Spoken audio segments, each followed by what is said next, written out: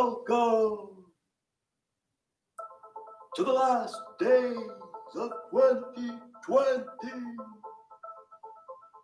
with mtk-on-the-mic.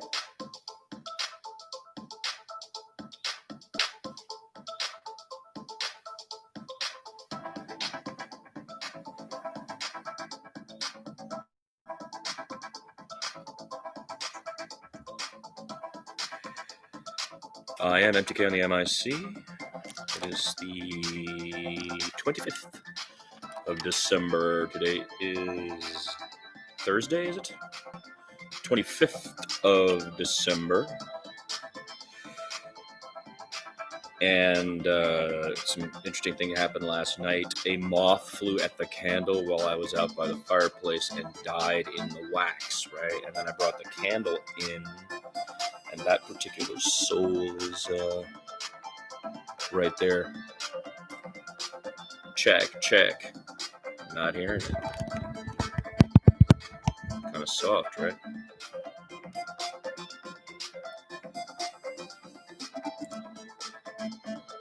Are you guys picking this up?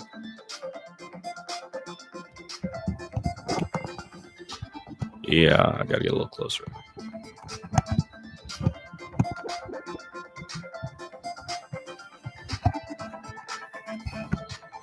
I love how this show, if you will, is kind of just put together each morning like it's the pad went out, so I'm having to use the phone for our music and etc.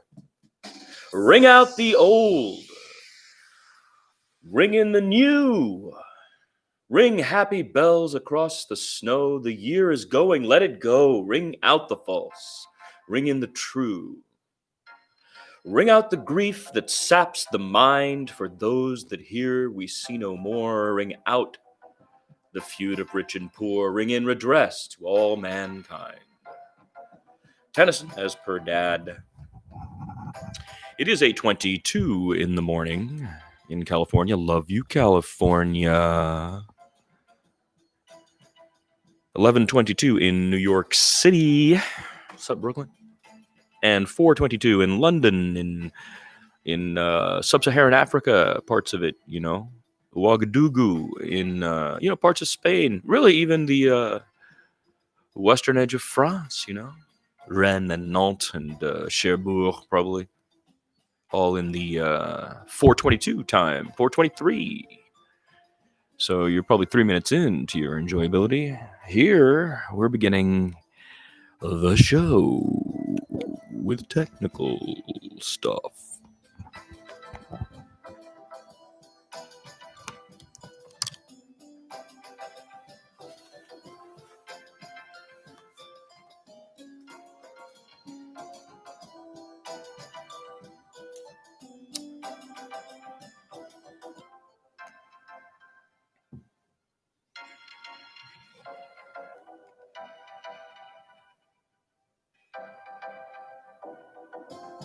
And the levels off the phone are way softer.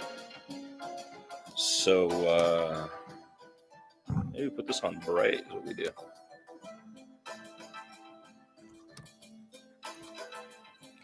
All right, get ready. We'll put this on bright.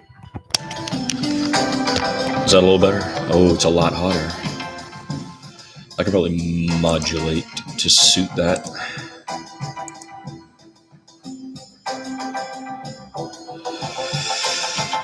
All right. Thursday, is it?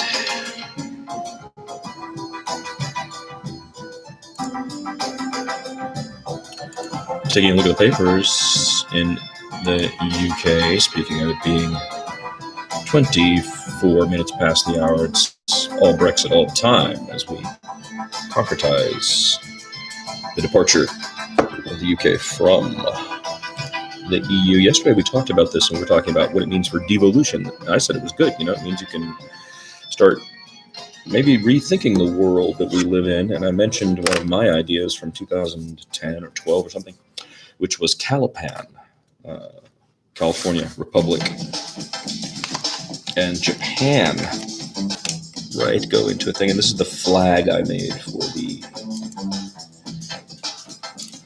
Calipan Republic.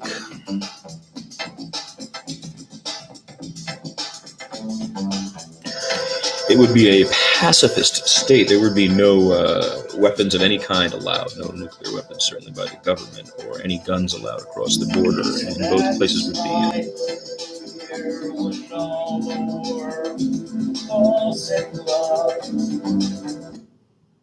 Ah, man, I always want that thing to repeat.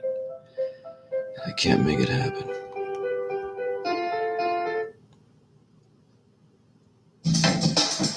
And then we started the show back on the 21st of November, really, even though I'm calling it the last days of 2020, and it's going to be 20 episodes. But that's why I'm throwing some things in from the end of the year in here, Festivus style. And the Thanks-taking this is the drawing collage print called Thanks-taking Invades Japan.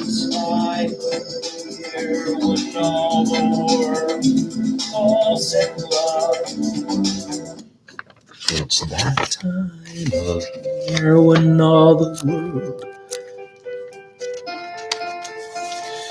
So that's the Thanks-taking drawing I usually have out. This year with COVID and everything, it was in a relevancy. And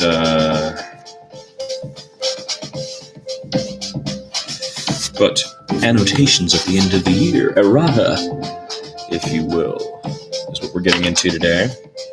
Good stuff in this. You know, this is something that if you're a gallerist, you should ask to see. And yesterday we referred to the first. My attorney came by. Always dangerous when I start a sentence. My attorney came by.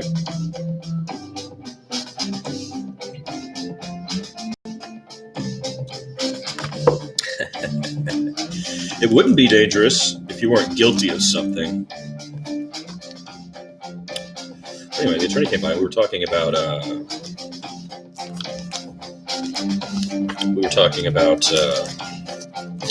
the first time I was published in a newspaper. Like, what makes a journalist a journalist? If you'll remember, we started this show by saying we had a quote that starts the whole program on the first F, actually.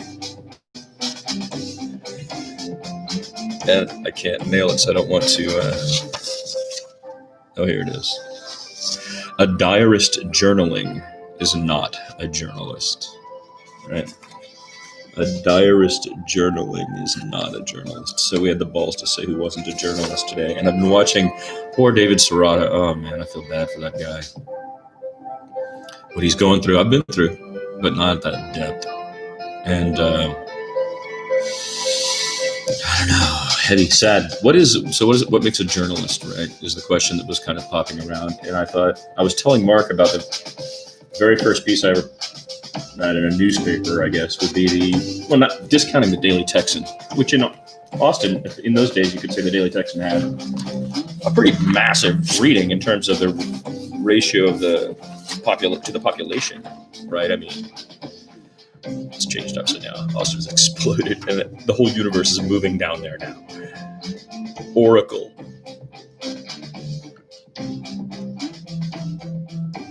HP down to Houston. You think they're not going to take up chunks of Austin for VPs? So Mike Dell's getting some neighbors right now up there. Anyway, this is from the Austin American Statesman 25 years ago. The dreaming, familiar and unfathomable. I made them change their headline, which was dumb, to The Dreaming, Familiar and Unfathomable. Because that's tantalizing to how this piece is going to go. So this is 1995, so this is the 18-year-old me? No, 28-year-old me. This is 28-year-old me in the Austin American Statesman, reviewing a performance that was at the university that night. The Dreaming, Familiar and Unfathomable. Aboriginal dancers reach out to Austin audience by Karthik Thiagarajan, special to the American Statesman. Through song and dance and painting, those Austinites who attended Dancers of the Dreaming at the Performing Arts Center recently were touched by another time and place that still is a part of themselves. The series was performed by a non-professional company of Aborigines from 3 districts of Australia: the Arnhem Land near Darwin, the Tiwi of the Northland Islands, and the Tanami people of the desert. They were sent by the elders of their clans to accept the invitation extended by the University of Texas and others here in the United States to perform the songs and dances of their culture. The Aborigines performed dances and songs that could be roughly placed into the categories of sacred and secular. The secular songs were the most easily translated to the Bass Concert Hall audience on April 28th. Like Indian Bharatanatyam dancing or Native American narrative dance, these secular songs told a story. The story of the spirits who tried to take the soul of a man sleeping alone in the desert, or of the crippled child who will not go to bed until he has danced. With a brief English language sketch of the tale read by the group's mediator and translator, Lance Bennett, unseen offstage, we could visualize the stories. The audience laughed at the dance of the people who think they dance well when they can't dance at all.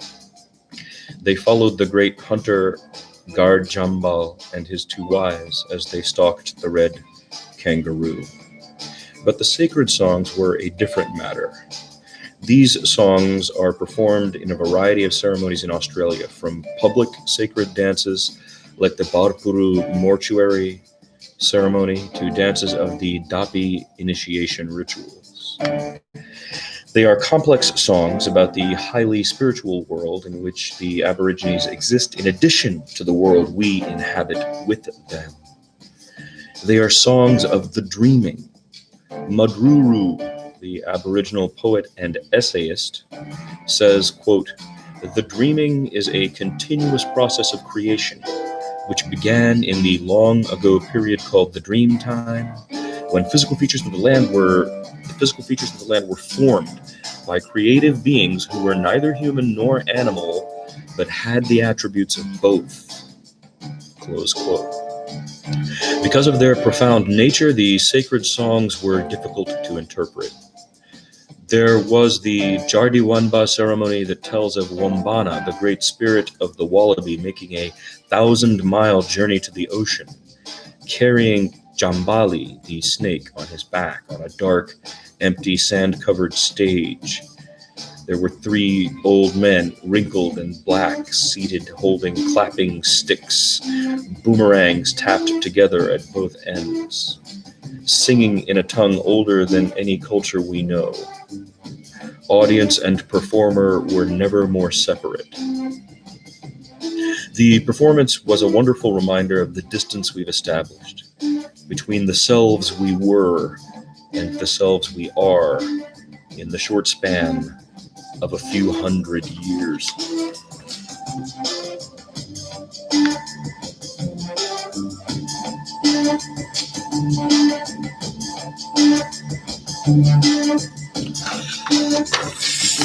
With ceremonial makeup in place, Frank Gambali waits for the dancing to begin.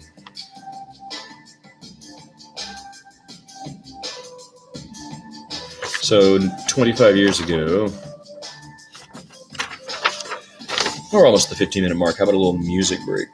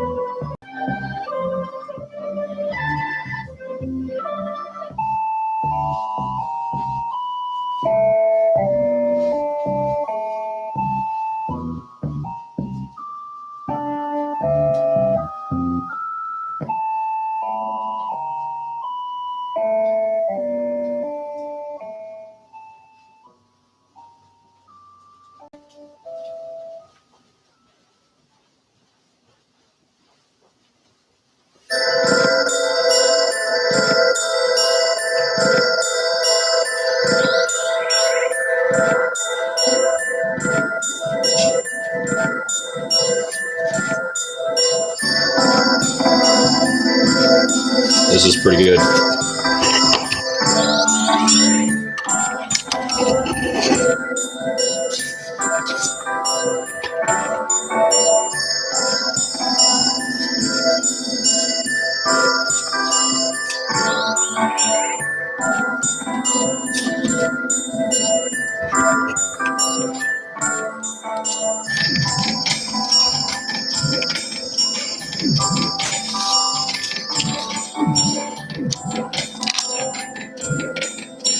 Yeah, Homeland Elegies by Ayad Akhtar is pretty amazing. There's a lot of... he and I were in the same place at the same time, and notably in New York on the morning of September 11th. Both full black, bearded, black hair. He is a Muslim and I'm a Hindu, but to the American, we look certainly the same. And I took 3 death threats in the months following 9/11 that are described in an installation I've put up. That's just, I only put it up on the 5-year, the 10-year, whatever. It's just as elements of the larger, what all was going on. And in his Homeland Elegies, he narrates his actual experience that day, and it's so weirdly similar to my own. That was pretty fascinating. And then he gets stopped by a cop in Scranton, New Jersey in the days after, and the dialogue. There's so many things happening for me with this book that have not ever been in literature before, that they're enough to reach me. I mean, barring stuff I've written or friends of mine have written or Indians I know have written.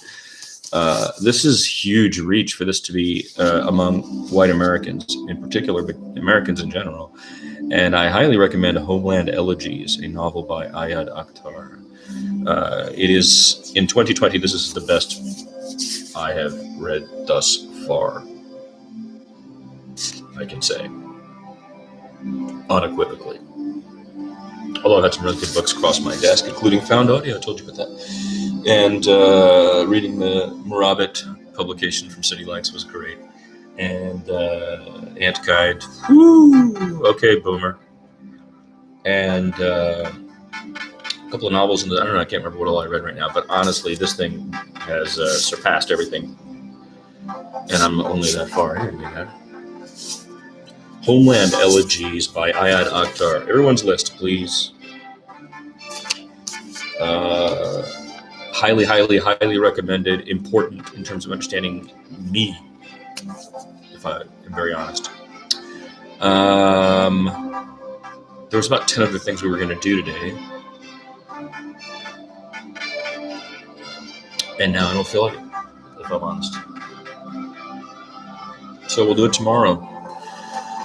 This is the last days of 2020 with MT Garthy.